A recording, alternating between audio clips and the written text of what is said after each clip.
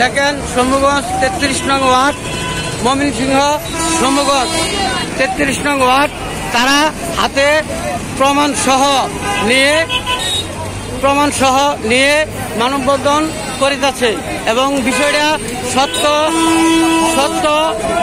সত্য না মিথ্যা প্রমাণ সহ তারা হাতে নিয়ে রাজপথের সৈনিক তারা, এবং রাজপথের সৈনিক এখনো রাজপথের সৈনিক হিসাবেই প্রমাণ নিয়ে রাজপথে দাঁড়িয়ে আছে। দেখেন এই ফ্যাসিস্ট সরকার থাকা অবস্থা তারা সুবিধা ভোগ করেছে, এখন ঘরোয়াভাবে সুবিধা ভোগ করতে চাচ্ছে। এই সুবিধা যাতে না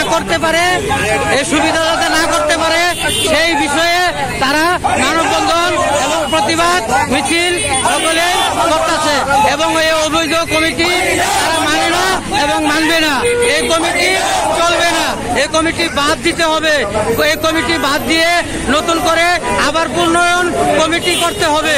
এই বিষয়ে সকল 33 নং ওয়ার্ডের নেতাকর্মীরা মানববন্ধন এবং প্রতিবাদ মিছিল করিতেছে।